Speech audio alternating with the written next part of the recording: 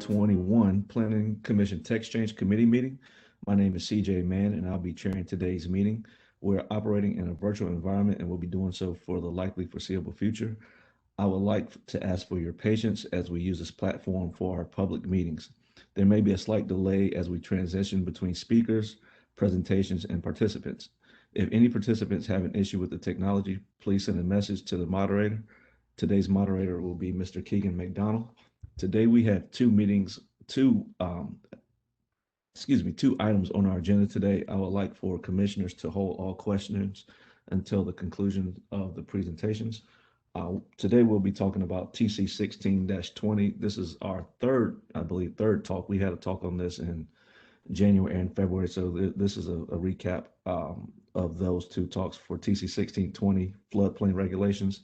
And our second case that we'll be talking about today is a new case that we'll be hearing in the committee is TC 19-19 administrative alternates, and Mr. Keegan McDonald will be presenting on that.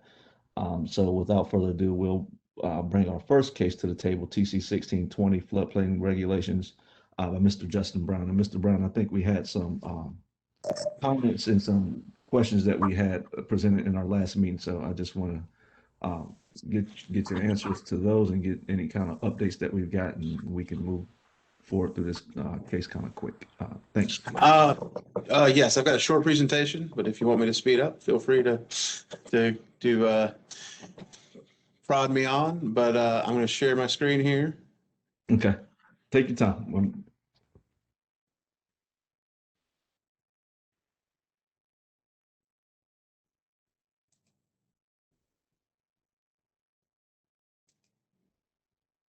All right, can everybody see that? And you're seeing the slide presentation, correct? Not anything crazy? Okay. All right. As Commissioner Mann said, there were a few questions and a few changes that wanted to be seen with the text change language, and staff has kind of made that, and we've got some clarifications to share as well.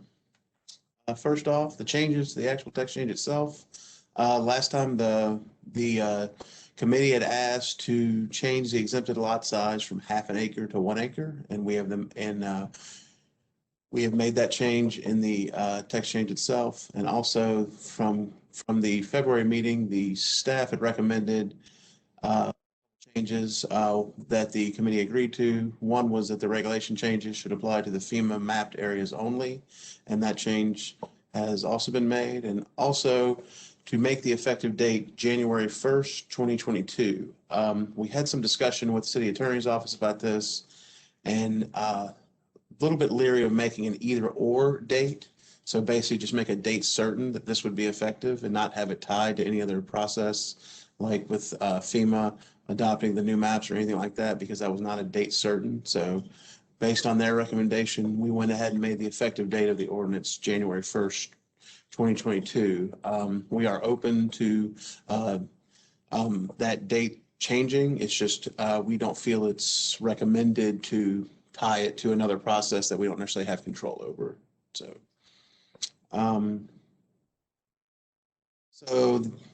there were questions about the timing and the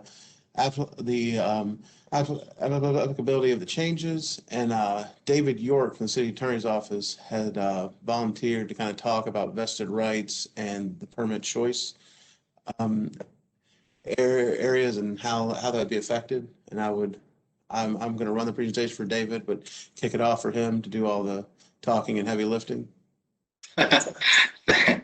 I'll try to be brief. Thank you, Ben. This is an excerpt of the permit choice law, which basically means that development permit applicant may choose which version of a development regulation shall apply to their permit and use of building, structure, or land if the regulations are amended between the time they submit their application and the decision on the application is made.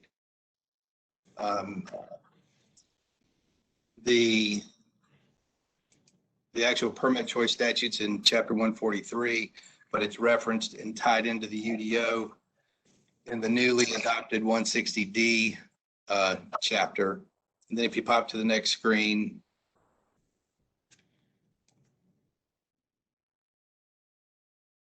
vested rights, basically amendments to development regulations are not applicable or enforceable without the written consent of the property owner, where a vested right has been established before the amendment to the regulation. And the statute goes through various ways you can establish a vested right. They're tied to permitting.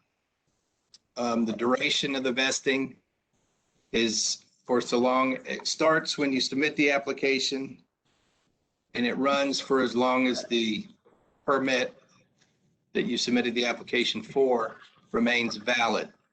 And development permits, as a general rule, expire 1 year after issuance unless the work authorized by the permit has substantially commenced. Now, there are exceptions to the 1 year. For example, building permits expire 6 months after issuance if you haven't commenced the work authorized under that permit. And the statute does allow for local governments to provide for a longer sunset date for development permits, not for the building permit, but for other development permits. Then the statute talks about multiple permit development projects. So if you have a project that requires multiple development permits to complete the development project, when you submit the initial permit application, you can choose which version of the local regulations will apply to the project. And that choice of applicable regulations would apply to all subsequent permits that were filed within 18 months of the approval, not the submittal, but the approval of that initial development permit. And then there's also a provision in 160D 108, it's not addressed here, that deals with a 7-year vesting period for certain multi-phase developments. If you'll move over to the next screen, it's a little busy, but it's an attempt to lay out the multiple permit timeline. So for example, a hypothetical development, someone submits a subdivision application for commercial and retail on January 1st. You can tell it's hypothetical because the city's closed on January 1st, but this makes the math easier. On January 1st, February 1st, there's a text change that now prohibits the commercial and retail use that was designated on the subdivision map. Subdivision's approved in June of 2021, and it's approved for commercial and retail uses, notwithstanding the February change in the local regulation. Then after the subdivision is approved, there's a change to what the permitted impervious surface and building height. That's what the box at the bottom is. I don't have a cursor, but the July 1 date, there's a change in the code. And then, but because you have this permit choice, it's tied to an initial, which would be the subdivision. When you submit the site plan application, it relates back to the January 21st date. What version of the local regulations were selected at that time? And the same, it applies to sign permits. There's different types of development permits in this diagram to let you know some idea of what all is covered under this. And so they could apply for 5 signs, even though prior to their application, the code was changed to allow only 2 signs. Because again, it's a multi-permit project and they're relating back to the submittal date of their initial development permit application, all the way through permit or site plan approval, which is a permit in and of itself, and then your building permit application. So if you had a January 1 initial permit submittal, a building permit that you submitted 18 months later is just only outside of what you could do and still be entitled to what the rules were January 1, 2021. That 18 months does not relate back to the January 1st, 2021. It relates back to the subdivision approval, which was June. So it's not a 2-year, it's an 18-month time period. So that's an attempt, and the arrows are just trying to demonstrate that those applications and permits, the rules that apply to those applications and permits all relate back to that January 1st submittal date for the initial application. That was a lot in a short period of time. Hopefully that was somewhat self-explanatory, but if you have any questions, I'm happy to answer them. Ben, I don't know if you had anything else to add. No, I'm good. I mean, and I'm willing to take, if there's any immediate questions for David now, like we can pause and just have those questions, or just wait till the end, because I got a few more slides. We can wait till the end. Okay.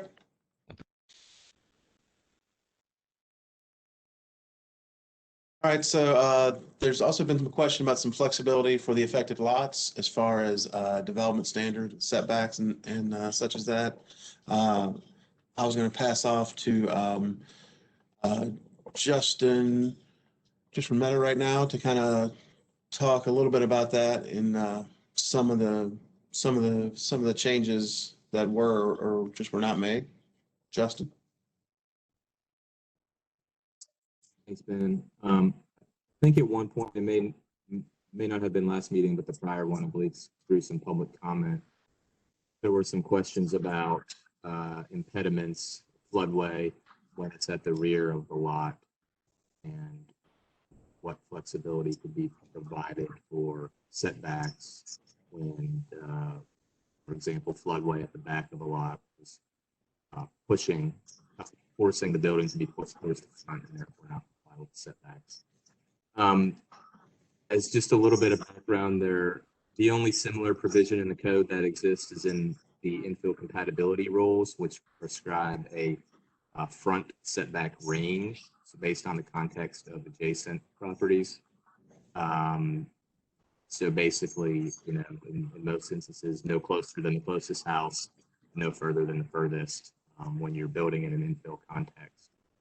And in those cases, if there's what's deemed an impediment is in that primary street setback, the house can be pushed back to the edge of that impediment, whether that be a drainage easement or a noose riparian buffer, for example, those sorts of things.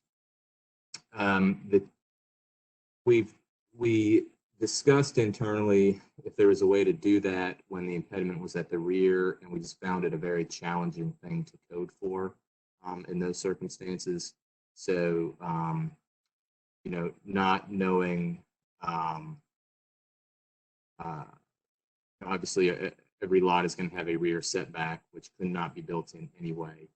And then we found it just incredibly challenging to code for all circumstances where there was some, for example, in this case, floodway to the rear of the lot. So, you know, how wide would it have to be? What is a reasonable building envelope that we could assume should be built on every lot? And we just couldn't come up with those numbers. And you know, from our recommendation would just be to, for those limited instances where this might be an issue, is to just preserve the Board of Adjustment variance option that other lots have.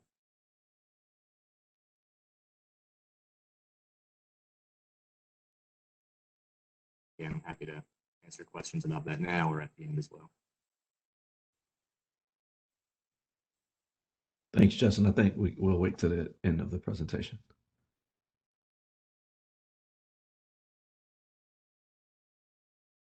Mr. Brown, we can't hear you.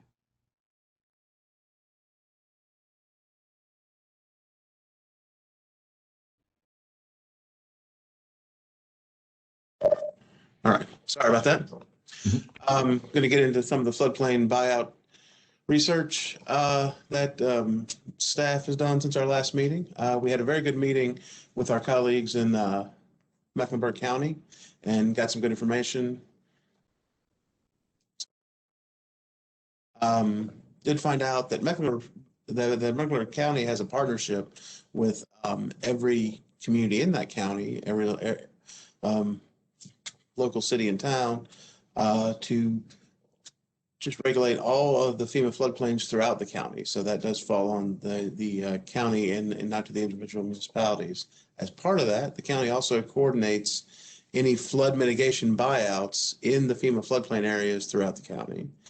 So in our discussions with them, they have about a $3 million annual budget to do these flood mitigation buyouts. And pretty much since 1999, they've been budgeted about 60 to 65 million, and they pretty much spent that since that 1999 kind of start date. They created a comprehensive prioritization model based on primarily the impact to structures, which is kind of what FEMA currently uses now, but also added in public safety and public health as far as having these areas being continually flooded, where people live and things like that. When we did ask about the stormwater department purchasing vacant land, they said they really hadn't gone that route with vacant land. Now their facilities group had done that for Mecklenburg County, and it was for land that was adjacent to park property and things like that. But as far as using the flood mitigation buyout money, they had not done that with that vacant land. And just a little bit of a refresher and kind of written down kind of with the city of Raleigh, our mitigation buyout program currently for this fiscal year is not funded right now. Since 2007, we've spent about $7 million total in buyouts using mostly federal grants, with about $2 million of that $7 million coming from city funds since 2007. Those grants were worked with the federal government, awarded using their federal kind of benefit cost ratio, not really a prioritization model, but that's just a benefit cost ratio that's based on insurance claims that they paid to those structures, and if it's a cost benefit to actually go ahead and purchase those structures as opposed to continue to insure them. And to date as well, stormwater has not purchased any vacant land as of yet either. I'm looking ahead, kind of what our new buyout program will look like. We'll create a more comprehensive prioritization model based on those three factors: the impact to structures, the public safety, and the other overall public health, including environmental health in that. Increased funding for buyout mitigation in future fiscal years. We had a very good budget meeting yesterday with the city council that looks promising as well. And also currently there's a Senate bill in place that has just been recently proposed that would clarify the ability of stormwater utilities in cities like ours of population 200,000 or larger to buy flood mitigation properties. There has been a gray area and some interpretations made on that. This would further clarify that, so to make sure we do have that authority. And these three factors are sort of independent from the TC 1620 process. They do relate to it, but as far as these three factors wouldn't really be placed in the UDO for like a text change or anything like that. And with that, I'm open to questions about any and all topics for either me, David, or Justin. Thank you, Mr. Brown. Keegan, can you get rid of the presentation? I can't see everybody. Thanks. Thank you. Does anybody on the committee have any questions before we open it up to the public for comment?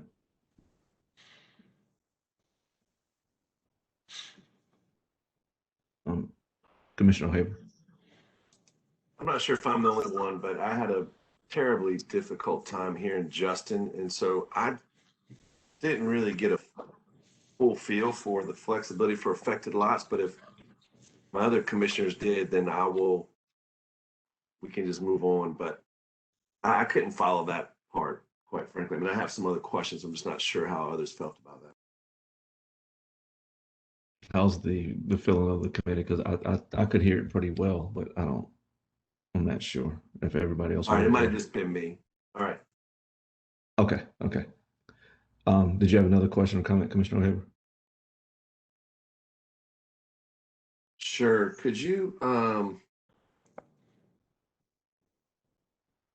we talked the last time, Ben, about this effective date Mhm. and understanding that the FEMA mapping is a moving target, and fully understands you not wanting to tie some local requirements to a date that you can't predict. But we did kick around this idea last time about um, being able to create an additional notification and effective date if it's extended beyond a certain period of time to, again, assist some homeowners who might be trying to gauge what they need to do with their property. Was there any opportunity for that?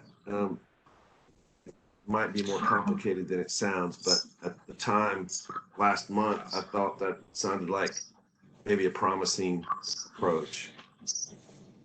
Well, and insofar as we could definitely set up a notification. Sorry, go ahead. Insofar as like we could definitely set up like a notification schedule, the closer we get to the effective date to kind of notify property owners, the closer we're getting to it. I mean, that's definitely something that we can do. For example, like we're planning on doing a separate mailing before this went to public hearing officially to kind of let all the property owners know again that this was going to public hearing once we had a date certain for that public hearing. But if there's some sort of notification that we need to set up prior to the effective date, I mean, that's certainly something that we can do. Yeah, I guess if I'm recalling back now, the examples that you gave at the last meeting actually reduced the area instead of increasing it, which again, I think we had some conversation that, yeah, the modeling's more accurate now and things have changed, et cetera. And so again, I'm trying to put myself in the homeowner's position. If I owned a piece of land and I'm trying to decide where I'm going to end up on this thing, if my property hasn't been mapped by FEMA, I'm really just flipping a coin right now and trying to make a decision. I think I might be a little bit concerned about that if I were that homeowner. And as you said, with the existing mapping, it shows more properties being affected than with the preliminary mapping. So, I mean, that number is going down, but I mean, we're more than happy to tie any sort of notification to this. And once we do have a date certain for the effective maps or for the preliminary maps to go effective, we are planning on a PR push on that as well. So people kind of know about what's going on like with that. And if there's something we can do to dovetail these things, that's fine. We just didn't feel good about tying an effective date of a local ordinance to a date we don't have from FEMA yet. Sorry to keep beating this one. But if I thought I wrote down in last month's notes, but I don't see them. Can you remind me? I think the current word coming from FEMA is that they should be mapped by the end of this year, but we're not certain. Is that correct? Correct. That is what that I've been verbally told by floodplain mapping staff, but I have not seen that in writing from them. So that's kind of where the January 1st, 2022 date originated, to be honest with you. Yeah, I don't know how my fellow commissioners feel, but I'd rather be a little more conservative, i.e. I doubt FEMA's going to meet their requirements. And I'm just wondering, should we consider pushing that out a little bit further to give them more time so that more of our property owners might have a better sense? But again, I'm just ruminating right now. I'll be quiet and there we go. Commissioner Miller. Thank you, Commissioner Haver. I think that's a good point. I would support moving the effective date back 3 months and then also adding a January 1st, some way to build in a review on January 1st of the new March 31st effective date and whether that date is still appropriate. What do the other commissioners think?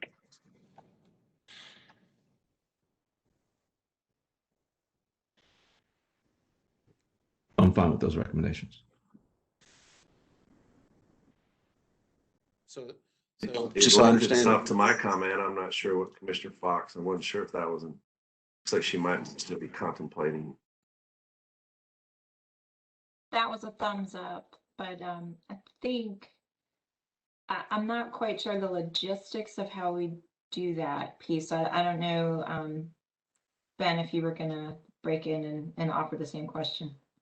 I was just asking, so would we be moving the effective date to March 31st, 2022, and then just putting into the recommendations that we would send a reminder out on January 1st around that to the affected property owners? I was more thinking that around January 1st, City Council or staff review the status of the FEMA maps on January 1st of 2022 around that time to determine whether the March 31st effective date was still appropriate, so that we would have time to do another text change in the meantime if the maps were not available and didn't look like they might be available for a while. Rather than put that in the effective date, changing the effective date is fine. And I guess if the ordinance is not effective until a certain date, I'm trying to think of the notification, where the notification language would go. But as logistically getting it back in front of council is sort of the challenge. They could bring it up on their own.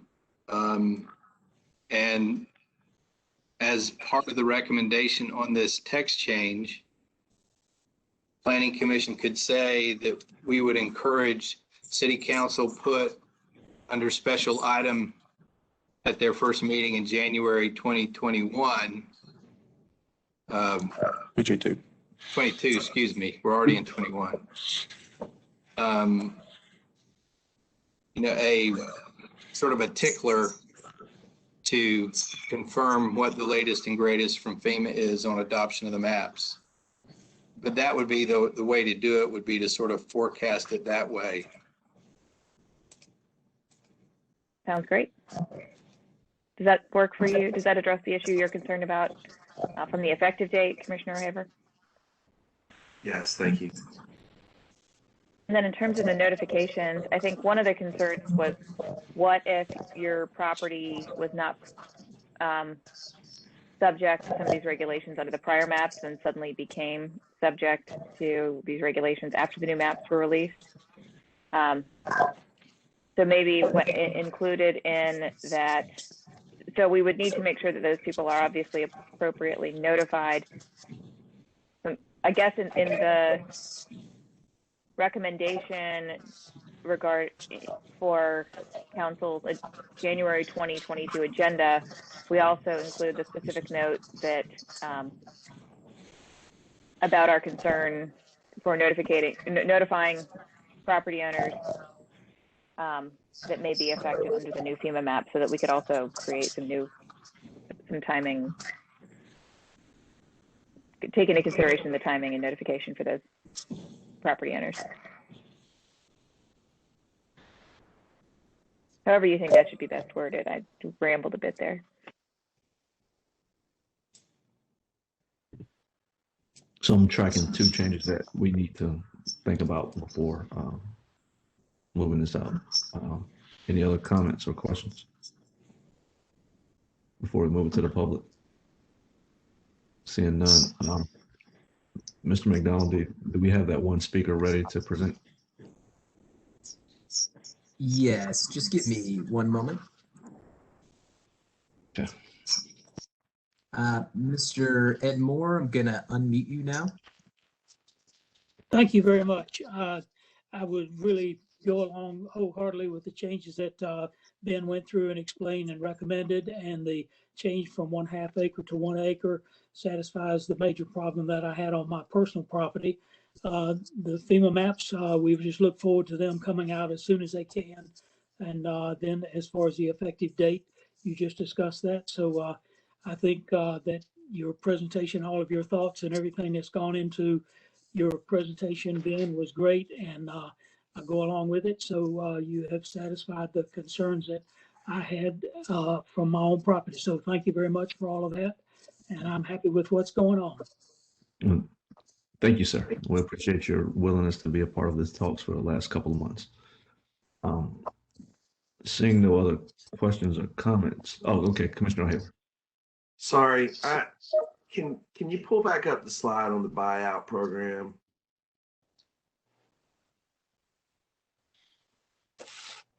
The current, Yep. not the future. Yep, give me a second. Sure.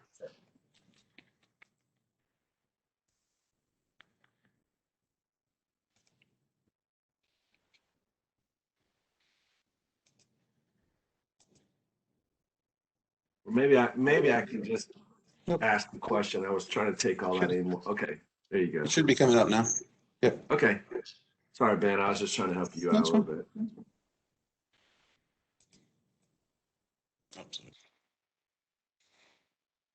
Yeah, so since 2007, we've had 7 million. I'm just trying to look up online what our program is. I don't know how I would find that. I'm not a good Googler, but I couldn't find it while I was trying to listen and Google it at the same time.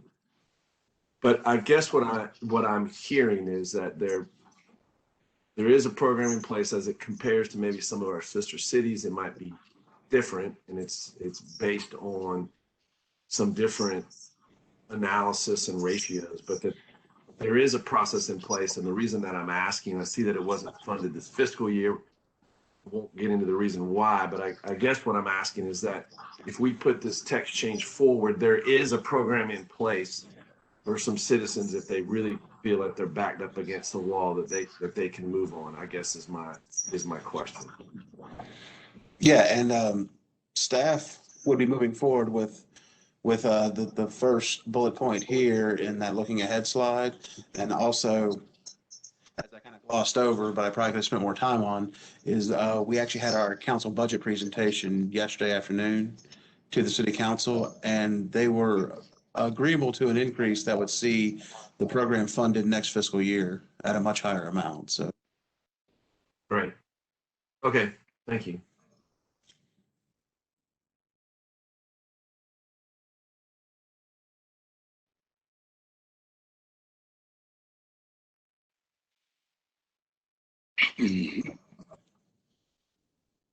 I just wanted to clarify a quick point Commissioner Haver was pointing to. At our last meeting, I thought that we needed to maybe create a new buyout program to address this issue, but it sounds like that's not the case. It already exists.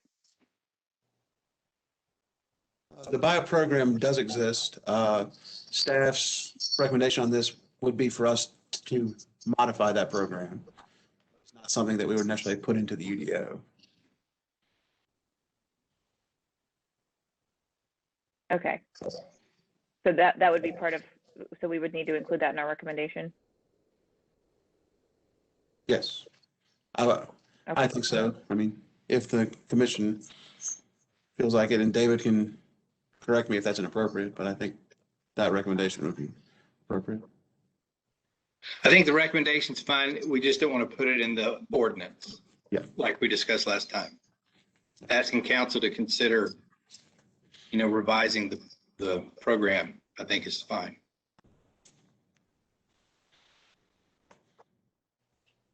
Any other comments before we move this out?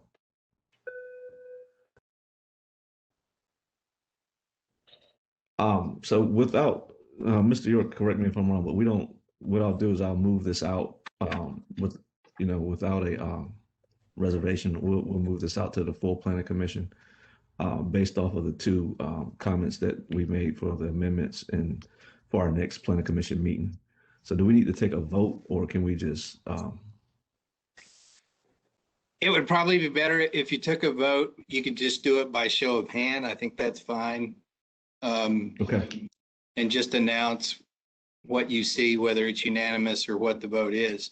I'd want to clarify, do we want to have the effective date March 31st or April 1st? Normally it's a first day of the month type effective date in law changes, but We'll make it April staff's the 1st. one who would have to implement it. Okay. Does staff have a preference?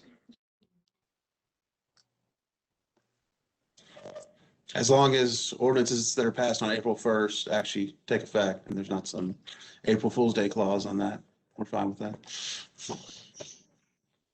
Okay. So we'll take a quick show of hands here for the effective date being April the 1st of 2022, along with the other proposed changes. So I'm seeing a unanimous vote of 4-0. So we'll move this to the full planning commission, and it'll be on our next full agenda to make a motion and approve. Thank you, Mr. Brown. Oh, Commissioner O'Haver, I see your hand. Well, I was just going to ask, so that recommendation, we'll sort of put the wording together for that and present that at the next meeting. Is that okay? I see some shakes of heads. Okay, thanks. Just want to make sure. Yeah, it'll be put together, and then from what the staff report is, I'll make a motion at the next meeting based off those notes from staff report. And, Perfect. Thank you. Okay, good deal.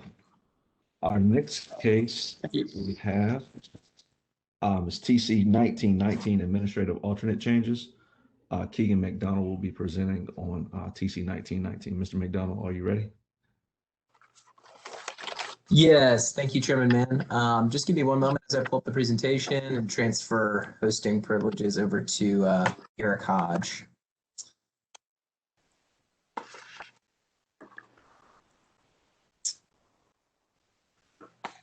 All right, hopefully everyone can see my screen. So I'll be presenting today on TC 1919, which is related to administrative alternates, sometimes called administrative alternates for design. There are a number of changes that we hope to implement related to this process, and so I'll be sure to dive into it. Before I get started, I just want to note this has definitely been a team effort, and initially spearheaded and really led by the Urban Design Center. And we do have Lee Stevens available in the meeting. She can definitely speak to some of the standards that we're going to be revising related to these new design alternates, and also probably some of the design concepts. If you have any, in the weeds type questions, I hope to be able to answer them, but Lee is definitely the expert in that regard. And also helped or did put together this presentation for me to give to you all. It's going to be a pretty high level overview. And then I do have just the draft text to pull up if we kind of want to go into any specifics, because I know there's a lot there, and definitely want to get to your questions as quick as we can. So again, this is TC 1919, an overview of kind of the goal of this text change. So principally, it's to create a new process for what were previously called administrative alternates. So these specific applications allowed applicants to deviate from the code and specific standards within the UDO. They followed kind of a somewhat convoluted process in that there was intake by our UDC staff, there was review by them and the planning director. There was input sought from the appearance commission, but then ultimately it was a staff approval. And in order to comply with state law, we want to make sure that any standards that are being administered are objective in nature and not subjective. And so this actually kind of dovetails with some other recent text changes we've had, specifically on the transportation side, which you all might be aware of.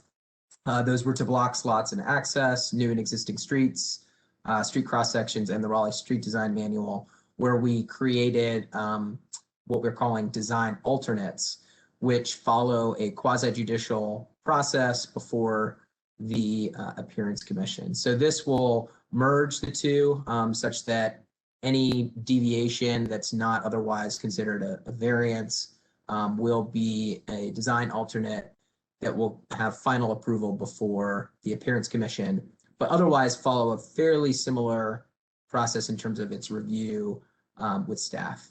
So this specific text change looked to revise some of the findings that are required for administrative alternates, which are, again, are those subjective standards that will be applied by the Appearance Commission. And then also a big piece of this is addressing a lot of pain points that we found in the code through years of processing these administrative alternates, trying to come up with either better regulations or new objective criteria that can be used to meet the code and kind of expand the means of compliance for applicants. So that is kind of our goal. And so there's a number of sections that are affected. I will say a lot of these, the changes are pretty marginal, but some of them are more major, and I hope to dive into that a little bit. Again, the intent behind this is just to move it into a quasi-judicial process and really improve those standards. And we think there's a number of barriers in the code that aren't providing much benefit either to the public or applicants themselves. And so just trying to create a code that really works better for everyone, especially across a lot of these design standards. So jumping into the updated findings, these are kind of the portions of the code that were touched in a more minor way.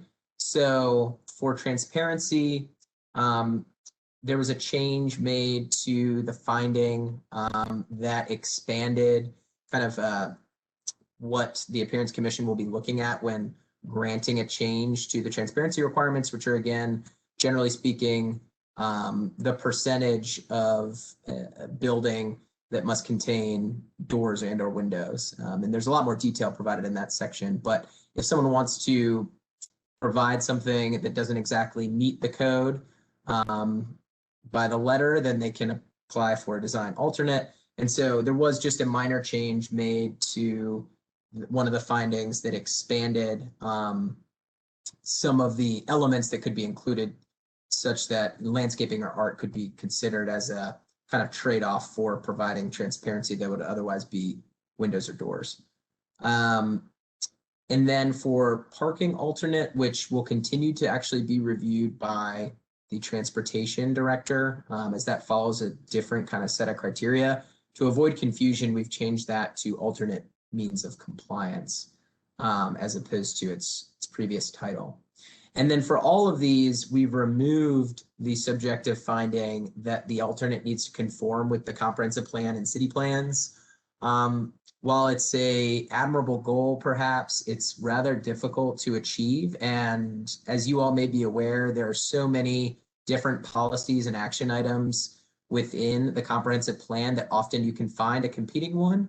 And so to prove ultimate compliance seemed fairly onerous, especially for a discrete request on a specific site. So that standard has been removed across the board, but we think the standards and findings that still exist really provide a pathway to compliance and ensure that the design alternate is really meeting the intent of the code. So to get into kind of general requirement updates, we did make some significant changes to build to.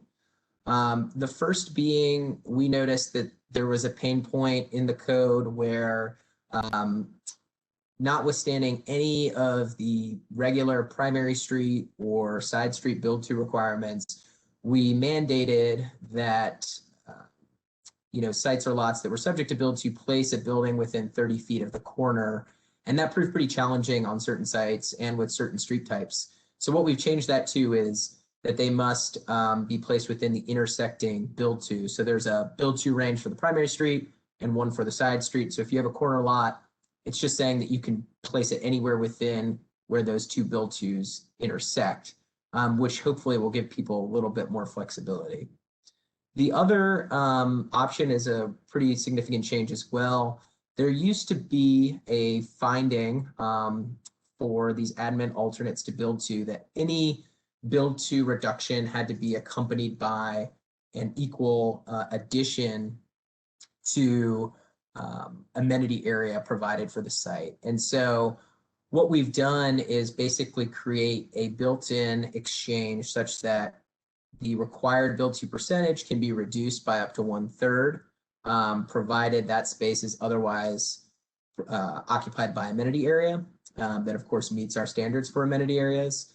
And so this just builds in an exchange that we saw a lot going to the Appearance Commission. And if someone wants to go over 1/3, they can still propose that and go through the design alternate process. But up to 1/3, that kind of exchange could be approved by staff, which we think will help out, especially on some constrained sites. And also really probably achieve some overall design goals as well for the city. The other change to build to is that we've removed the standard for townhouses and apartments without urban frontages. We just see this building type a lot in suburban type environments. And frankly, it's difficult, especially on some of those larger sites with natural constraints, especially to meet build to. So unless it's in an urban frontage and in a more urban context, it's now not going to be required, which we think is a good move and will probably avoid having a lot of these come specifically to the Board of Adjustment for variances. Related to pedestrian access, so we have changed kind of the general requirements for pedestrian access. So for non-residential units, we're now stating that one entrance is required on each public street facing facade in all urban frontages. There used to be a spacing standard, which again can be difficult depending just on the specific nature of the site. If you have a big, large, single tenant who really wants to maybe control access, having a pretty small spacing standard means they have to place more entrances than they otherwise would. And we just have heard a lot of feedback that that's not really a great outcome, especially, depending on the size of that specific suite or space. The other piece is to require a ground floor, an entrance for all townhouse building types for each ground floor unit fronting the street. I will say, as you all know, the text change review process is pretty iterative and ongoing, and we've actually had recent discussions about this last point. And while it is in the draft ordinance that you all received, staff is considering just eliminating this requirement altogether, not out of kind of design consideration, but more out of our understanding of state law restrictions, such that most townhouses, unless I think they are over 3 stories, will be judged as single or one family living or single family living. And thus we are unable to really control where entrances are placed because it's considered a design element or architectural element. And so under standard circumstances or normal circumstances, it's not something we can really regulate. And so that's just a new kind of thought on our end. And I apologize it didn't make it into the draft ordinance, but it is something we're considering eliminating just to be in compliance with state law. The next big change, it was made to building massing. So there are a lot of different standards for building massing. Kind of from a big picture and background perspective, basically, as it says, all buildings over 8 stories constructed under the current UDO have needed a building massing AAD. And while this may have ensured some good design outcomes, it's not exactly providing kind of a plug and play code that maybe we want to encourage, provided of course they meet certain standards. And so what we've tried to do with the draft ordinance is really just add some flexibility and in turn some creativity into the code. We've maneuvered some of the building massing standards, such as the spacing and step back that's needed. And then most importantly, we've changed the maximum floor plate allowance such that above the 12th story, you're allotted 25,000 square feet per story based on the zoning. So if it was a a 20-story zoning district, then again, all of those stories above 12, so that would be 7 multiplied by 25,000, you would have that much square feet to play with inside that range between story 13 and story 20. So originally there used to just be a flat restriction that each floor was maxed out to 25,000 square feet. And this allows them to kind of distribute it in any way that they see fit, provided they stay under that overall maximum. And Lee has put together some really helpful graphics that I think will explain this a little bit better. And here's actually how the text reads in the code. So again, below the 12th story, you can kind of maximize your site to whatever the setbacks and build to are. But above the 12th story, you're limited such that the total square footage is, again, 25,000 multiplied by number of floors above 12 that are allowed per the site zoning. So this would mean larger floor plates would result in fewer floors, smaller floor plates would result in more floors, but you're not allowed to surpass the allowable height per the zoning district. As I said, to kind of explain this a little bit better, here's a diagram. So as you can see in this image, and I'll kind of focus on the top center image at first. If you're in a 20-story zoning district, floors 1 through 12, again, you can kind of max them out. And this is really just for explanatory purposes. Obviously, we would hope there'd be some design to these buildings, but above the 12th story, you would be allowed that number of floors times 25,000. So you can see here the math was done to get you that figure. And this would allow for some flexibility in how the building could be laid out. And you can see that at the bottom, that it could allow for some variation in floor plate size, assuming you're able to keep under that specific total. And so we really think this should help out, especially with larger buildings, and we're seeing more of those on a regular basis. I just did want to note, related to kind of building massing, that we also have decided to institute a 30-story height district. And the reason is, right now, you either jump from 20 stories, 20 allowable stories, or 40. And given that we are going to have this kind of flexibility added with building massing, we think there's a strong case to be made that we should have a more predictable density and intensity gradient. So we've proposed adding a 30-story district just to, kind of get towards more predictable outcomes when you have a rezoning. Some changes have also been made to landscaping and screening for blank foundation walls. So we've opened up the option to provide treatments to foundation walls. And so there's a number of different options provided. Some of them include seating, landscaping, planters, or access, which is essentially kind of stairs or ramps. And so this would allow foundation walls to be larger than would otherwise be permitted, up to 8 feet, provided that treatments cover 75% of that area. And so we see a lot of foundation walls. There's a number of, especially larger sites, that sit on significant topographies, and they have there's challenges sometimes meeting all of the different requirements. They're kind of constrained on both ends. So we hope this gives them an option. And then a design alternate will still exist for any project that might fall outside the scope, where they can present something that's still, again, meeting the intent and adequately kind of protecting users of the street from a more oppressive foundation wall that might be extra tall, let's say. So I think that actually concludes my presentation. I think that covers kind of the major points within the text change. At this point, I'm happy to answer any questions. I'm going to go ahead and stop sharing my screen just so I can see everyone. But I'm happy to dive into specifics. I know there's a lot here. And I do have the ordinance available if we want to pull that up and jump to a specific section.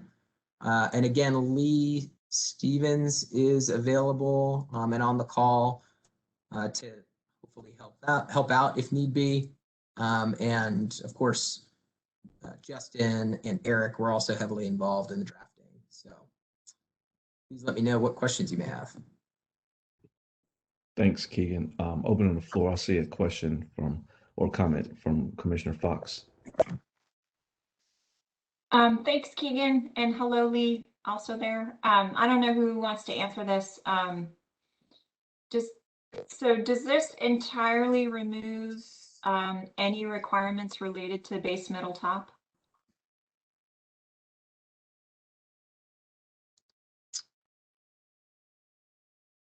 Thanks. I'm going to go ahead. I realize Lee is a attendee, so let me just unmute her for a moment. Or actually, if I can ask Eric to unmute her. Great. Thanks, Eric. Yes, this would remove the finding for base metal top. We'd had some discussion from Appearance Commission members that was somewhat of a limiting finding, as design can vary from that building to building. So is there no provision at all recommending any design consideration from an urban design perspective? The language has been changed some to get more specifically at the intent, and maybe we could pull that up to specifically look at what that's been changed to, because the findings are still fairly inclusive of different architectural features, but they're just a little bit more broad. Yeah, and I'm sorry, I'm just having some issues with Adobe. So if you just give me one moment, I'm just going to try to exit out and then reload it if that's okay.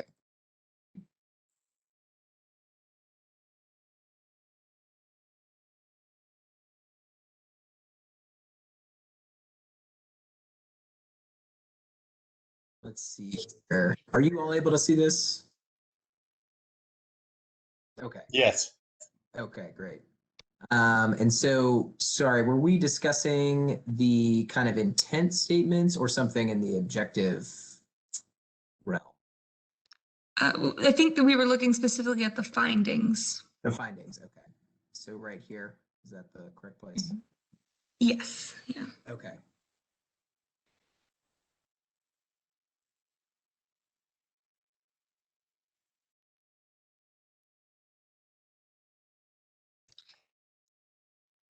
Keegan, could you scroll down just a little bit more? I think there's one separated. Yeah.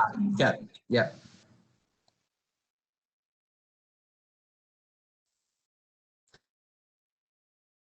And I think, Lee, you can correct me if I'm wrong, but we've attempted to meld together some language that used to be included in the intent statement, right, with some of these findings or was to be, yeah, because I know some of this related to wind impacts, et cetera, existed in the intent statement. So now it's also placed within the findings themselves. That's right. And same thing with the visual reduction of scale.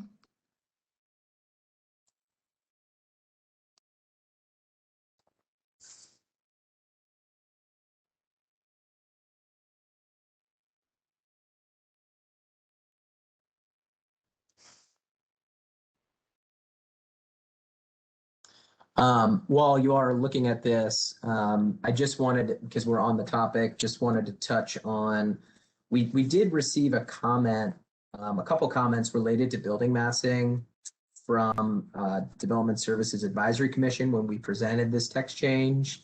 The two principal comments we received were, one, whether or not we would consider increasing the allowable floor area per tower above 12 stories to some figure greater than 25,000 square feet per allowable floor. We are still researching this, trying to see where our code stands next to some peer cities. But we think there may be some validity and a potential increase, but haven't had a chance to fully flesh that out. The other thing we heard back from the from DSAC was that for I guess design reasons, they found that 32 stories is actually a popular height. And I can't say why exactly that is, but that's what we heard. And so obviously we proposed 30 as kind of just a median point when thinking about the extra height district. But just wanted to put that out for your thought and consideration that we heard some specific feedback that 32 stories is popular. And part of the reason for us instituting 30 stories is that I believe the rezoning folks have received a number of requests for 40 stories that were then conditioned down. And so I think comments from DSAC were just that we could still see some 40-story rezoning requests that are conditioned down, and whether or not, that's something we want to try to avoid altogether. But I just wanted to bring those up while we're on the topic of building massing. Thank you. And are we providing comments right now too, or are we still on the topics that you're addressing, or is this still part of the presentation? Oh, yes. I mean, any comments? The formal presentation is done. I was just pulling up the text in case there were specific sections you all wanted to jump to. But let me know. Perfect. Well, I'm happy to talk on building massing if that's okay with the chair. Yes, please. Thank you. So, yes, I spoke with some of the DSAC members as well about their comments, and they explained that the 25,000 square feet per allowable floor, that the market has moved and to closer to 30 or 32,000 square feet as being the trend for high-tech users. And so the real question is whether Raleigh wants to move or attract those types of users to the buildings here instead of having those move outside of the RTP. And I am in support of that.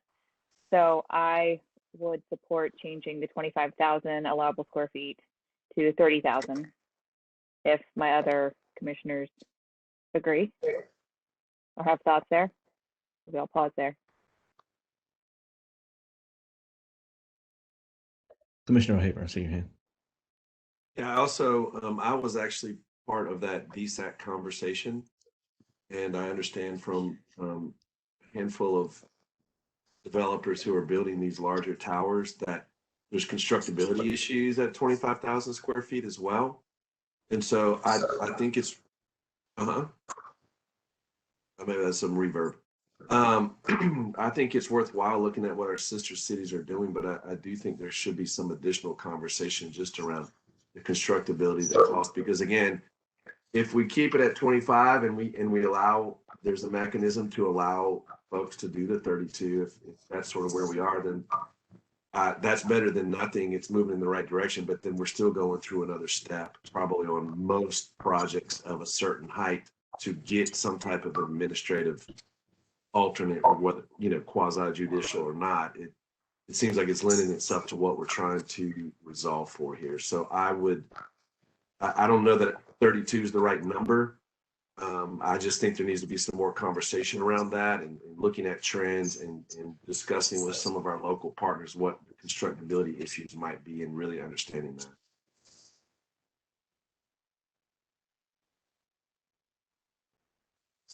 In the meantime, are you proposing that we hold this and come back to and review that and then come back to this, or that we pass this tech change and then look at this again? Commissioner Haber. Yeah, can you, King, can you take that back down for a second, just so we can? Yes. Sorry about that. I think generally where I am right now, I wanted to share with my fellow commissioners, because I was in a 2-hour-long DSAC meeting. I have received emails. My firm deals with these issues. Justin gets lots of calls from me on a lot of these things. And the first thing I want to say is, I know there are a handful of folks from the, only a handful of folks from the public But I do want to make it clear, and I try to do this every chance I can. Who knows, this is recorded, someone might watch it. But, you know, Justin and Keegan and Eric and Lee, I mean, y'all are doing a great job to undo some things that wasn't under y'all's control. And I just want to make sure the public understands that that wasn't something that our staff necessarily put forward. That was a consultant we hired a number of years ago that put these ordinances in place. So I want to thank you all for working so hard and trying to understand how to get these things back level. So I just wanted to make that first part clear. I think, you know, I have a list of questions that we can go through and start to address, but I know there's some nuances and some technical parts that are still missing in this code. And I'll just give you an example. The retaining walls, right? We've had issues before where it says 8-foot height, but it doesn't say, is that 8 feet above finished grade, or does that say you're at finished grade and it goes 8 feet down, and then are you required to address those even if you don't have a view of the wall? I know it's probably understood that it's if you're walking next to a wall that goes 8 feet above you, but it's not technically clear in there. And I think with 43 pages of trying to undo or not undo, maybe that's not a fair assessment for our consultant. Maybe we're not trying to undo. I think, Keegan, you said we've seen some issues where we're having continual sort of hurdles and we're trying to lower those hurdles. And so I think that's just one example of where I'm not comfortable moving parts of this out because I'm not sure we've had enough review. It's a huge text change. Commissioner Fox, I saw you wanted to say something. Yeah, I was gonna say, I think the words you're struggling for is align with the market. Okay, well, I'm just trying to be nice to people. I have a tendency to not say nice things about those consultants, so I'm just trying to be a little bit nicer. But anyways, so Commissioner Miller, I just wanted to jump in there and say I'm not comfortable moving this forward. I think it goes a long way and a lot is being accomplished here, but I think probably another sort of cycle and maybe some additional conversations with DSAC would be beneficial. Commissioner Fox, and then Mr. McDonald, say your hand next. So one question also, what came to us today, this has already been through the Appearance Commission. They've also seen these changes. Was this developed in concert with them? We have presented the same presentation to the Appearance Commission. So yes, they've been made aware of it and have had some opportunities for feedback with it. Okay, and one follow-up. I mean, just to be clear, so no building over 8 stories has made it through development services purely as a staff reviewed project. Is that accurate? Because everything has had to have gone through some other hurdle, such as through the Appearance Commission, through design alternates. Is that accurate? Yes, that's accurate.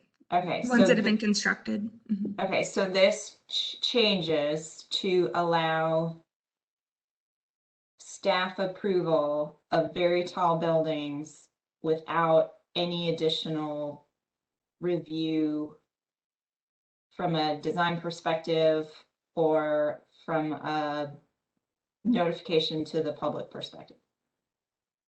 It could. It moves the hurdle up to 12 stories. And then if a building were to meet the letter of the code as it's written here, then yes, it could go through without the Appearance Commission approval. Okay, because you're removing my Easter egg. Yeah. So the reason, just for everybody else, the reason why the tall buildings couldn't get through with the step back requirement was when you had a deck included in it, and the height of a deck and the size of a parking deck. So that meant anything very large had to go through additional design review. So this essentially removes that, which what might be helpful, I'm sorry, I'm rambling. What might be helpful would be to look at peer cities to determine what type of process they go through. I know we did this tangentially during the high impact, high visibility conversation, but that might be helpful to review that information in the context of this text change, just to discuss administrative approval and how far that goes in sister cities. Is that fair?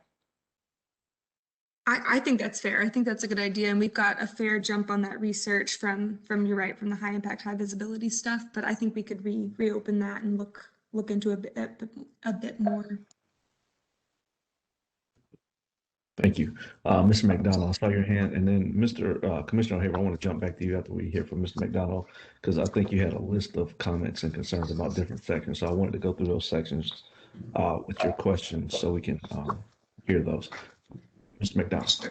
Yeah, just briefly, I just wanted to touch on what Commissioner O'Haver said about some of this feedback. And we have had the chance to provide the ordinance to some of our reviewers, which has been really helpful. And we're in the near future going to build them in to a more formal part of our review process, because they are really just on the ground able to see day to day where these issues arise with how to apply the code, how to understand it, especially just from people in the public or people in the development community. And so I think that'll be really helpful. We haven't had a chance to incorporate all that feedback, but we did receive a lot from them. And then also all of the comments that we did receive from our first DSAC meeting were included in the report, but many of those have not yet been incorporated. So we do hope that we'll have a much improved version by the time we get back to you. Just as you can tell from the length of the text change, every time we kind of read it, we recognize something that could probably be touched up a little bit. So we hope to get you a better version next go round.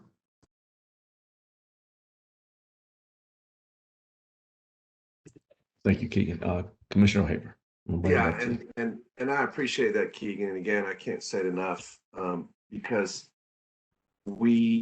our firm deals with this regularly, and this is going a long way to really help with that. And so, I mean, just as you're going through your presentation, I'm like, yep, that's a good one. Yep, I just called Justin on that one 2 weeks ago. So I think all this stuff is great. There's just a couple of things I want to be clear on the build to at the intersection, because I've never had a project where I've been able to meet that 30 by 30. And so if the intersecting build twos are 20 by 20, is that not making the situation more extreme than a 30 by 30 if you've got two 20-foot build twos that are intersecting? Perhaps Justin and or Eric could jump in. I think generally speaking, our primary build twos are larger than that, which would give you some leeway on that primary street side to place within the intersection, the intersecting build twos. I'm not sure if I'm not thinking of a specific scenario though. Well, I think, and maybe so that I don't drag us down into all of these, maybe I can just tick them off. And if you have a clear answer or, so that if there is, because I'm pretty sure I was just looking at something this week where I thought the UL had a 20-foot build to. I'm pretty sure I was just looking at that. But if it's not an issue, great. And I just want to make sure we're not inadvertently creating a situation that could be worse. So how about we attack it that way? Yeah, that's fine. Certainly. And then I like the 1/3 reduction if you integrate an amenity area, but quite frankly, amenity area is not defined very well unless I've missed one that's come back. And I'm a landscape architect, and I totally support the build to concept and what we're trying to do and the idea of building a meaningful space, but the way that the definition is worded, it needs to be 10 feet wide, it needs to have a bench, and it needs to be accessible. So yeah, go ahead. You're chomping at the bit there. Sorry, not to interrupt or cut you off. I just wanted to note that there's a pending text change that will be presented very soon on amenity area, and we hope clarifies a lot of those questions. Okay, perfect. Then cut me off. Don't let me keep rambling, Keegan. Just raise your hand. It's all good. Thank you for removing, especially in the urban. I don't know what your legal issues are on the townhomes. But on the retail and the more urban stuff, the spacing on the distances, that's another one that every single one, and it doesn't build flexibility for the retailers to take, you know, 1 demising wall, 2 demising wall, 3 demising wall. So I think that's a good change. Thank you for that. I did want to bring up, you brought up the massing.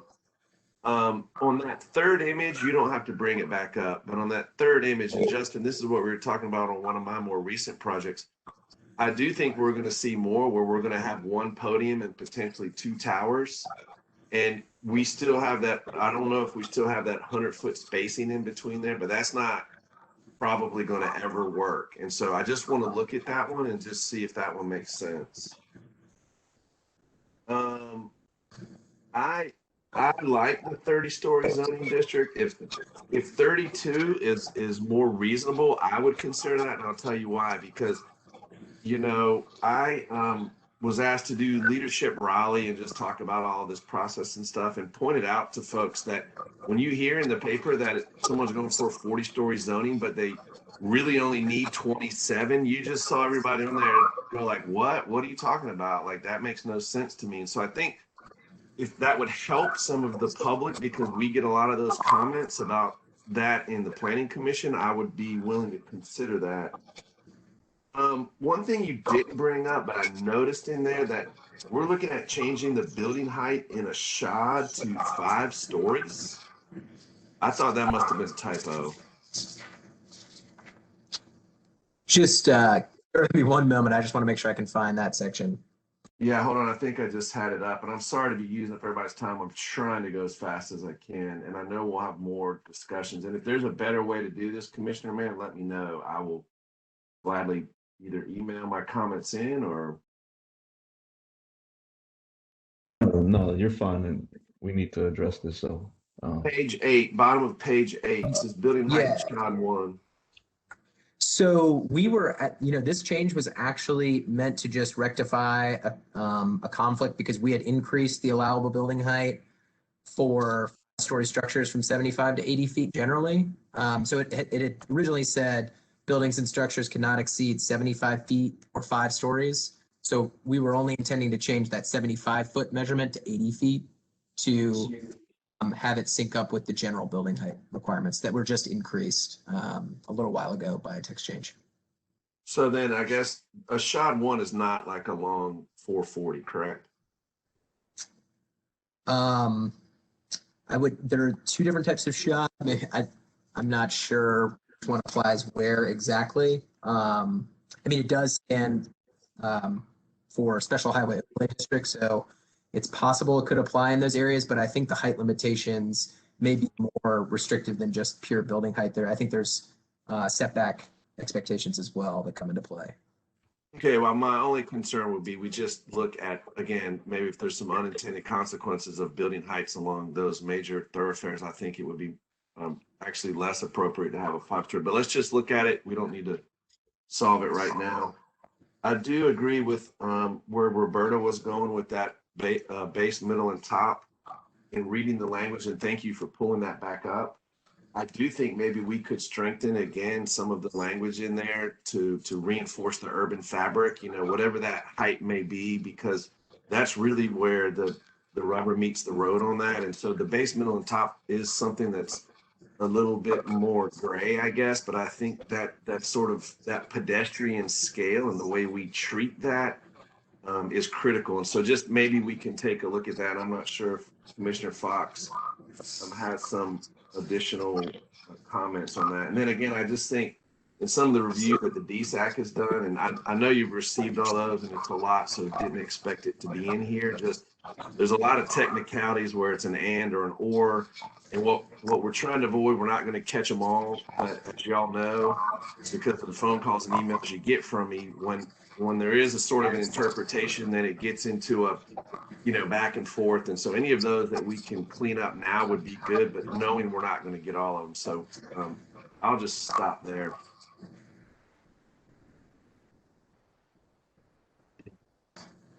thanks, Commissioner Harris, for your comments. Mr. McDonald, I don't believe so, but did we have any public comment for this? I'm not aware of any public comment that we received. Okay. All right, thank you. We'll keep moving along. Commissioners Fox or Commissioner Miller, did you guys have any other questions or comments to add? Commissioner Miller. Some legalese on page 2 under section 3D1, and the same language is copied sort of throughout. Let me pull that up to make sure I'm doing the right reference myself.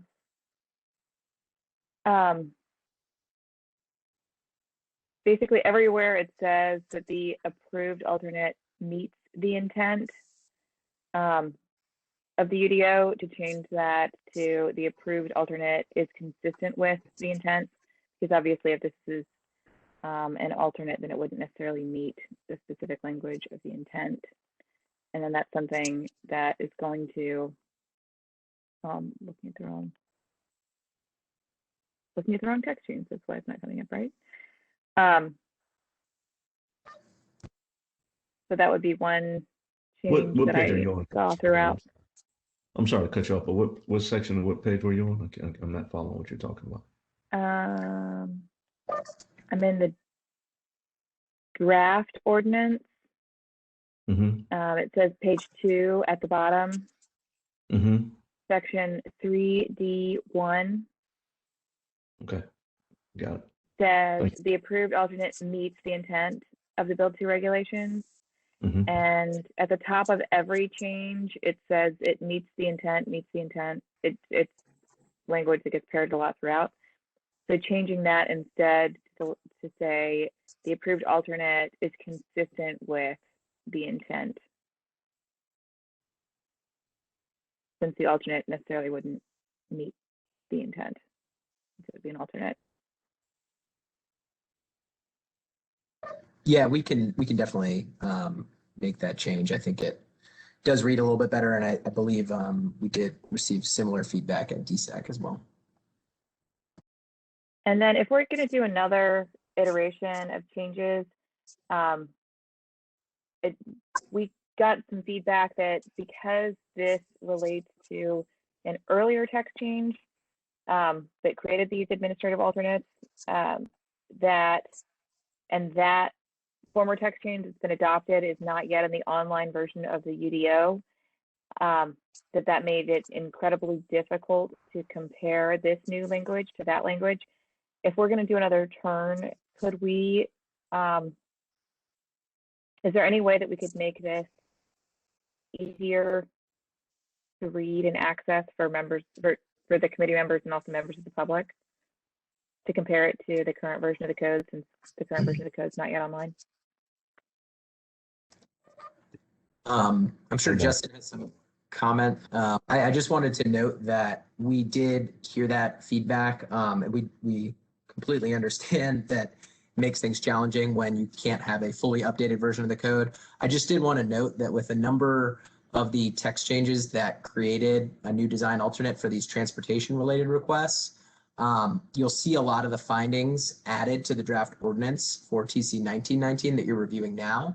But those actually are just being moved from one place in the code to the next. So they didn't change in terms of their content. I just wanted to note that. And that seemed to be a big thing of confusion. They saw them appear and they were like, is this changing what was just approved? When in reality, it was moving it from one section to the other to kind of create some consistency. But just wanted to make that point. I'm sure Justin has some maybe feedback on the other piece. Yeah, I mean, I don't know, and I hope y'all can hear me better now. I don't know that we have a great answer for you. Unfortunately, with the way the code gets codified, as changes get adopted, they are placed on our website, but they are put into the actual ordinance document itself in batches, throughout by their codifier several times, a year usually. The language you have in front of you obviously is like any other ordinance where, you have strike throughs and underlines. We don't have, a master version or any other better way. There's, staff is using the same tools that the public has and you all have. But we're certainly, if there's something else specific we can do, to make this easier to review, we're happy to try and do that. You know, the issue is the adopted text changes are listed separately on our webpage, but all of that language is not incorporated into the actual UDO document currently, and we get that. But like I said, we don't. We're using the same tools. I don't know what, but if there's anything specific we can do to make it easier for you to review, certainly we're happy to do that.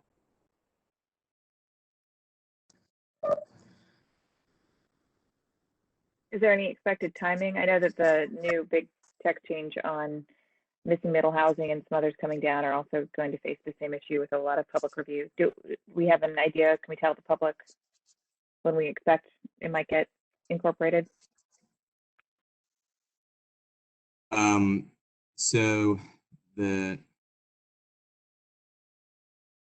most recent batch of ordinances should be updated within a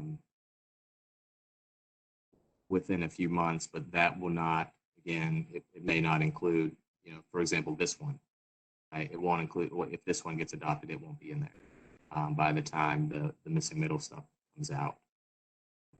So I think it's just we'll have to do a better job of kind of being descriptive of the changes and providing them. But as far as, you know, the comparison of two documents, I don't know that.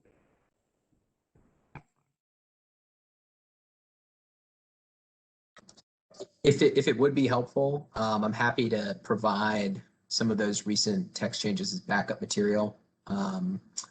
As I said, the most of what was done in the previous text changes that dealt with design alternates, a lot of that substantially hasn't been changed. There was just some moving around. And for those curious, those are sections 32, 33, and 34 of the draft ordinance contain a lot of the findings for transportation related design alternate requests. And those have just been moved, but they haven't been changed since that last text change that got approved. Gotcha. And speaking of which, could you provide this, the staff presentations were great for this text change and the previous text change, just to make them available online, even if it's on the agenda today, or maybe what's going to get, for the previous text change for stormwater, what's going to go to staff, just so if members of the public want to refer back to it later, they're available, because they were great. Thank you. And then taking off a couple other things, I had received another comment about the building massing, and talking about the currently listed at 25,000 square foot per allowable floor, and a question about making, if we could make that cumulative to provide more design flexibility. And essentially, so if something is zoned at 40 stories and conditioned down to 35, and if the maximum allowable square foot is 25,000 per floor, that the building could still retain 40, those additional 5 floors times 25,000, but keep that under the 35-foot maximum. So essentially disconnecting the intensity of the building from the building height.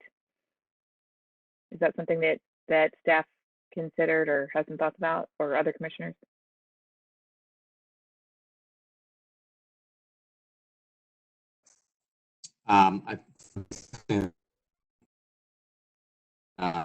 We did get that feedback. I think as it's, you know, as it's written now, you know, that there's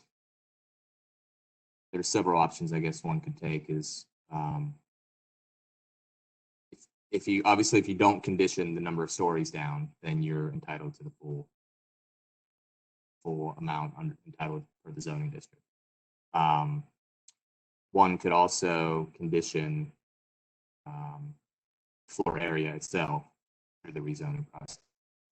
I think as the text is written right now, I don't believe you would get the benefit. So if that's something, you know, if you condition down to 35 stories, you'd be limited to what a 35-story building for floor to 35. So if that's something the committee is interested in, And we would have to incorporate specific language to do that. Are there thoughts from the rest of the committee on that topic?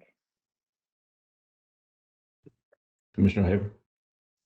Can I make sure I understand your comment, Mr. Miller? So you're saying condition it down to a 35-story tower, but be held by the height, but allow that 25,000 floor plate to expand to what you could do to a 40-story tower, but the height is only at 35. Is that what you're suggesting?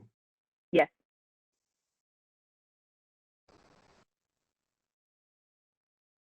Commissioner Fox? I think that bucks up against the intent of a form-based code at all. I'm struggling with that just conceptually and how it relates to how all other things are related in the form-based code. And I will say a lot of the issue of square footage when you get over a certain height in the building is actually regulated by building code and your ability to move people out of the building. So it might end up being kind of a moot point. But I can see your intent in terms of preserving flexibility. I'm struggling with that being the way to implement it. What if it went the other way? What if you zoned to 35, but you built to 30, but you were held to the same? Again, we're getting back to floor area ratio, which is not really form-based, but I agree with the flexibility on that. And so I'm just wondering, just processing verbally here, if it went the other way and we said went to 35, but only built 30, but again, the floor area. Yeah. What you could do in 35. I don't know if that works or not. If you're building less than zoning entitles you to, you get that additional floor area. That's what this is attempting to do. So that 25,000 floor plate can grow then if you're zoned at 35, but you're only building 30, then that tower of 25,000 foot plates can be whatever it needs to be to hit that density. So in a 20-story district, you're getting 8 times 25,000 square feet. And if you're not building a 20-story building, you can use that floor area however you so choose.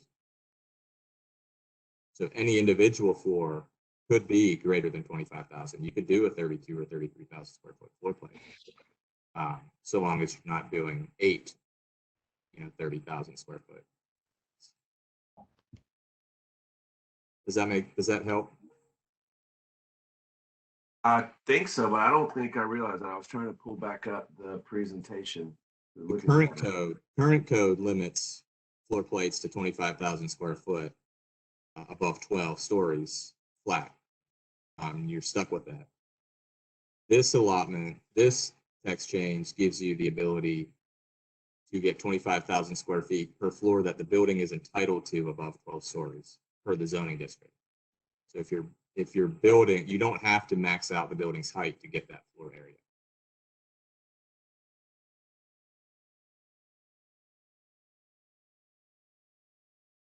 Maybe, I don't know if it would be helpful for Keegan to pull up that diagram in the presentation. Yeah, I'm happy to do that if you just give me one moment.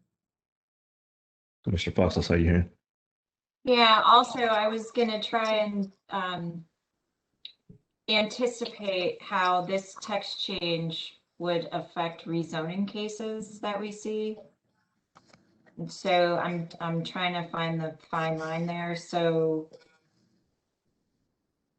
because the majority of rezoning cases have the higher district and then condition down currently, there is no benefit to them with this text change, correct? So this would effectively change the the height requests that we see moving forward. To play this game of design of a floor plate on the back end.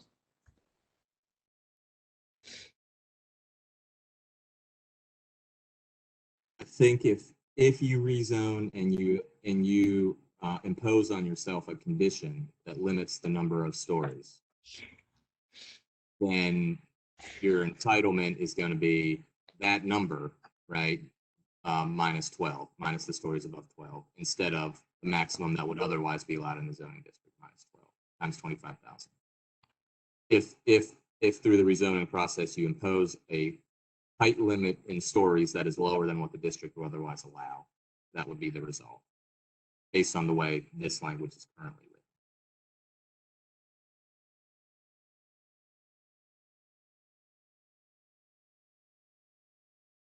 You could not condition it, right? And if you don't condition the number of stories and you just build a shorter building than what the district allows, then you get that extra entitlement.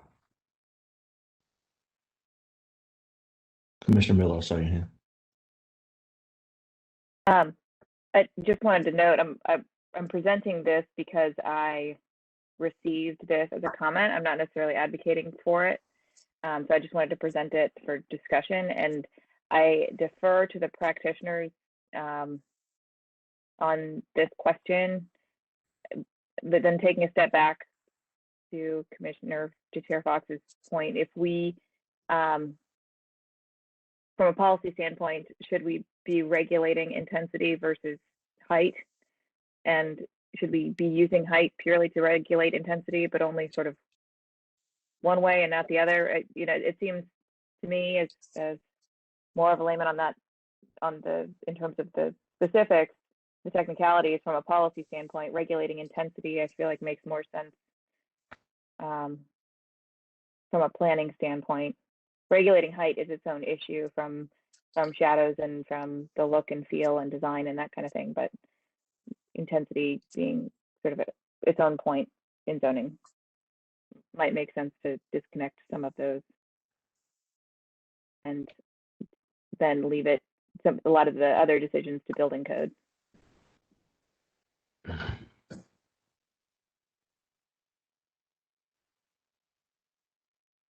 Hey, Keegan, do you have your screen ready?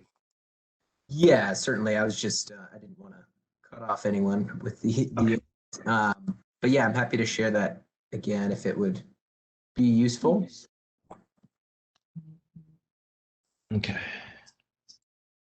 So I think we're showing, I think the bottom left image is a particularly good one because it kind of shows how you could have multiple different floor plate sizes so long as you're still not exceeding whatever that maximum is. So I mean, that's just, of course, one example. Again, I think the intention was just to allow for distribution of that floor area across different floor plates, however a designer best sees fit, rather than what we have in place today, which is just a hard maximum for any one floor, which has proved challenging. So I do want to make the committee aware. I think we have Lee on the call for another 10 minutes or so. If you have any design questions, she's definitely the expert, but we're happy to help if we can, or answer any questions if we can. Commissioner Fox. Sort of related to this, but I'm just not recalling. There are no requirements for shadow study of buildings of a certain height. Is that accurate? That's correct. Yeah. Okay, so maybe if this text change was done in concert with the requirement for shadow studies for certain massing types, it would meet the intent and then not give me heartburn. I can't think of a better way to say that.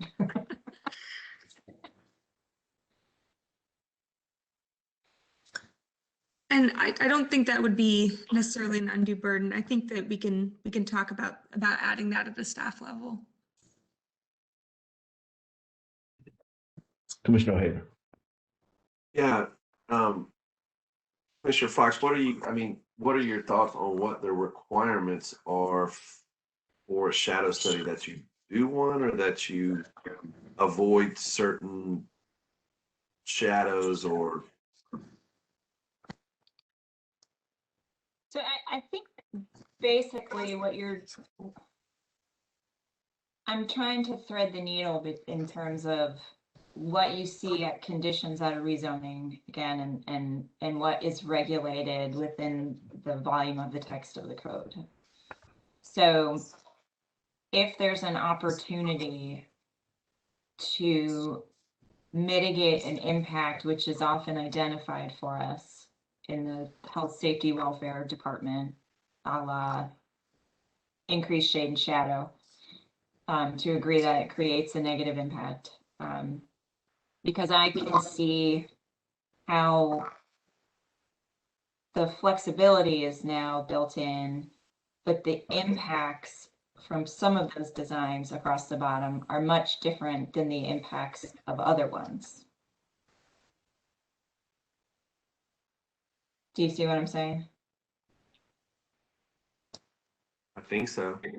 So, because the initial, when the code was initially drafted, that requirement of a maximum floor plate over a certain height had to do with allowing light and air down to lower levels and not increasing shade and shadow in a negative way on other buildings.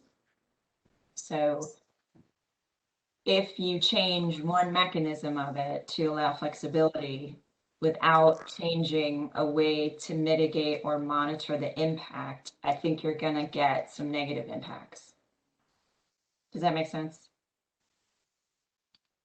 Makes sense to me. I guess, and we talk about this over a cup of coffee. I guess I struggle with, like, you know, where we draw the line on what negative impact on shade and shadow, or if you're building 20-story towers or 30-story towers or 40-story towers or 12-story towers. I guess it just, I don't know, my little pea brain can't absorb all that right now. So I mean, just basically, like, tall, skinny buildings cause less of a shadow impact than short, fat buildings. It's just like how physics works. So the image on the left where you had like the graduated floor plate moving up would create more of an impact than your two skinny towers on one podium. Most likely, right? I mean, there are really unique instances where that might not be the case, but that's more than likely. So that's just that. If you go back to the original intent of the 25,000 square foot floor plate, that was it. And you can change that number to whatever number you want, but your goal might still be to mitigate for that perceived impact at the time that the code was drafted.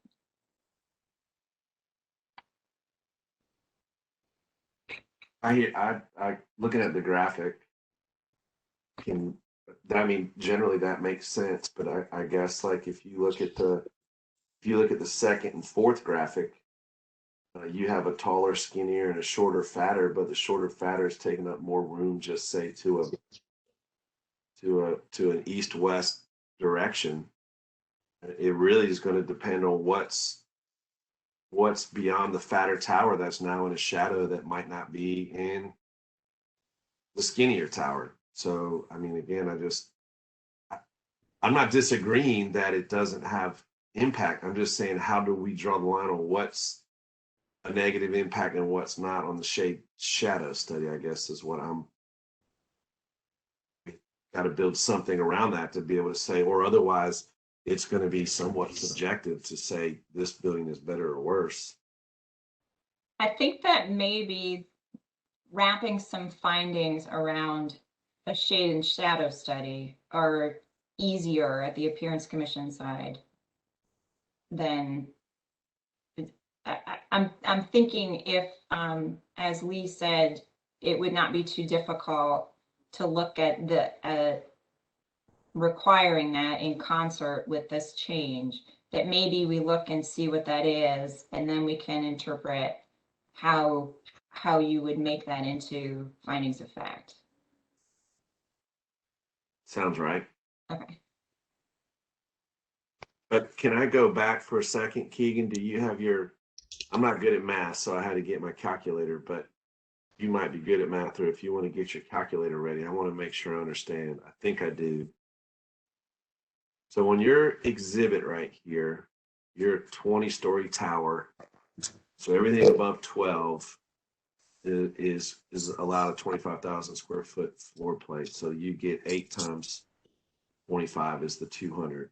If I were to do the math to 40, and I have a 12-story podium, that leaves me 28 stories, 25,000, or 700,000 square feet. I can do with whatever I want above that 12-story podium. Yes, that's my understanding. Okay, so if we did go to a 32,000 square foot floor plate, which is I think what we heard, or some number there near that, and we divide 700,000 divided by a 32,000 square foot floor plate, if that's what we're saying the market's giving us, that's still 22 stories or 21 stories, but let's just say 22 stories above 12, which is back at that 34. It's back at that 34 story number, even if you went for a 40,000 square foot floor plate. Is that math right? Because I heard earlier Mr. Miller say that, or someone said that the 32-story tower is kind of the sweet spot, or maybe you said it actually because you were talking about maybe changing the 30 to 32. And if I'm thinking about what you're proposing here and doing the math, it seems like that would work. Not discounting Commissioner Fox's suggesting that we attach this to a sunshade study as well. I guess just so I'm following, if you were to increase it, from 25,000 for each floor plate above 12 to 32,000, then unless you condition down from a 40-story tower to something else, then yeah, you would, you'd ultimately need more area. Are you referring to a situation where you did condition down? Well, I guess I was just trying to make sure the math was there, but I guess you're right. We're still getting in the situation that Commissioner Fox just commented on about getting into conditions for building height. So I guess you're right about that, but I was just trying to make sure I understood what this requirement is suggesting, but you bring up another good point. Yeah, I think, ultimately, if you were to increase it to 32,000, maybe you would still see some requests to condition down because of the allowable entitlement. If you were to go to 40 or 30, those jumps would be pretty significant now that you're allowing that 7,000 per floor. So there's definitely that consideration. Okay, well, I did not realize this. So as painful as this conversation has been for everybody, it was helpful for me to make sure I understood this graphic. Yeah, and just for clarity, I think that at the bottom should say for 20-story zoning districts. I apologize. I think it says 30 at the very bottom. It should say 20. All of these are kind of in reference to a 20-story building. Right. And I think Lee had just assumed that floors 1 through 12, if maxed out, would equal 200, which is just kind of a base assumption. But it would obviously depend on the site. The first 12 floors could be extremely large depending on the site. So, right.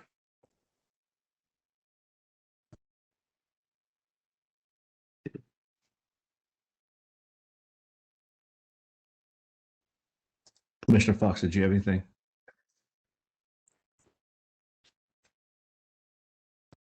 One other point for next time, on page 21, section 28. Page Let me make sure I have it referenced right. Page 21.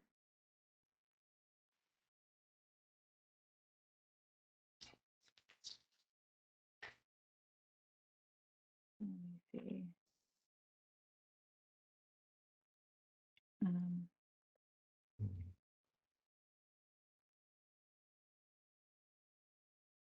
or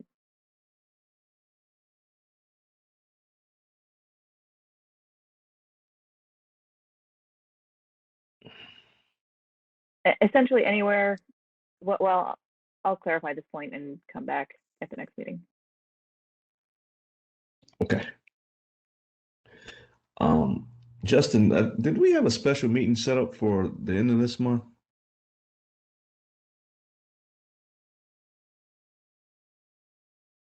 You are muted, Justin. Sorry. Thank you, Keegan. I did send out some emails to confirm whether or not everyone will be available.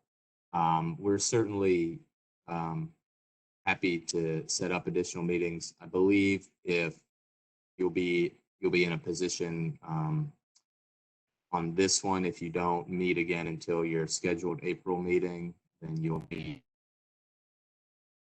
an extension. I think initially we talked about the 30th, but given our kind of board docs, which will be next, let me pull up my calendar. Just want to confirm that. So we could meet the 30th or the 6th of April, potentially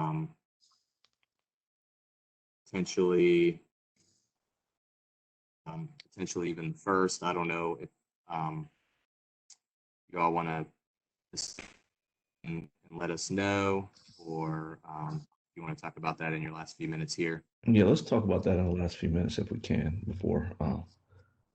I was okay. Well, I am okay with doing something on the 30th at the same time. I just want to make sure, check the temperature of the rest of the committee. Looks like Commissioner Haber, looks like we'll be missing one. I think we have a special planning commission meeting that day, just to remind you. Oh, So- okay. Okay. Let's talk about the 6th then. Commissioner Fox, you're good for the 6th. Commissioner Miller, how do you look for April 6th? You're good, Commissioner Haber? Is this just for this text change? Yes. Yes. Are we gonna have time to, again, I know there were a lot of comments from DSAC, and does that give Justin and Keegan, does that give y'all enough time to get that in there and feel comfortable that you've got stuff covered? I was just assuming we were gonna tackle this at the next meeting to give, I mean, this is a pretty heavy lift. There's a lot of stuff in here. You guys know me, you folks, ladies and guys know me. I'm not trying to hold this thing up. It just seems like this one is worthwhile of another good wash. That's just my opinion. I'll go with the will of the commission, but I am a little concerned though with when this other special meeting was that Commissioner Fox is referencing, because I don't have it on my calendar. So we can talk about that after. And how many agenda items do we have on our next text change meeting? This would be it. Okay, well, we can hold Well, it. And we have a rezoning text change that changes the zoning procedure to bring it into compliance with 160D, but I don't know when that's scheduled to go. It was on the consent agenda last Tuesday. That's going to committee of the whole on the 25th. That's right. That's right. They were skipping this and going to committee of the whole. I apologize. Sorry about that. Commissioner Mann, there is one other, if this was to be held out until the normal April meeting, which it doesn't sound as feasible without an extension, but if it was, I think there's also the amenity area text change, which would likely be appearing by that point as well. That's correct. Yeah, I think that would be on the agenda as well. Okay, so we're either looking at the April 1st or the 6th for a special meeting. And I think we have quorum, but I'd like for Commissioner O'Haver to be a part of it. Did we decide the 6th? Yes, let's if you can do it, let's see if we can get it on the 6th. Why do we need to have a special meeting? Just to clarify, the deadline act isn't until April 24th. Keegan, Your next meeting is the 20th of April. And so if you waited till April 20th to make a recommendation, it would get to Planning Commission after the 24th on the 27th. And then they wouldn't be able to make their recommendation before the 24th, on or before the 24th. Okay, I know we have a committee of the whole meeting on the 22nd. Is there any way we could have a special planning commission meeting just to vote this thing out on the 22nd as well? I mean, I don't want to push things to the last minute, but we're all already meeting on the 22nd. That's fine as well. I just don't want to try to rush it, but if Commissioner O'Haver can't make the 6th, then we can push it to the later on in April. I can make the 6th. I can't make the 1st. I just want to make sure everybody has time to review it and we're comfortable with it when we push it out, because again, we're not going to catch everything, but there could be some unintended consequences that we catch that would be happy that we spent another week or two with folks, giving people time to look at it. That's just my opinion, but I'm available on the 6th. I'm happy to meet that day and we'll deal with it. Okay. Justin, let's set a meeting for April the 6th at 3:30. And we can reconvene and hash out all of the changes that we recommended then. And if need be, we can talk again about it at the 22nd or the 20th. Commissioner Miller, what day was?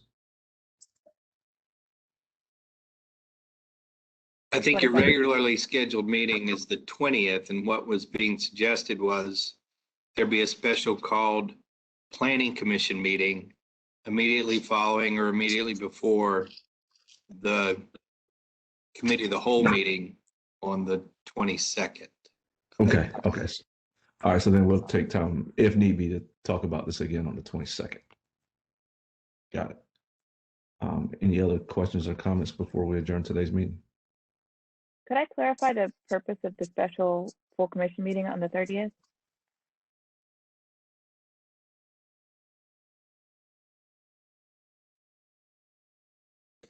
Say that again, sorry. I know that we just said there's a special full planning commission meeting on March 30th. And I wanted to clarify why we were doing that. Oh, it's one of the 5th Tuesdays, so it was an opportunity to make up, kind of work through a lot of the backlog that we have. Oh, gotcha. Okay, but nothing specific about a deadline. Okay. No. Thank you.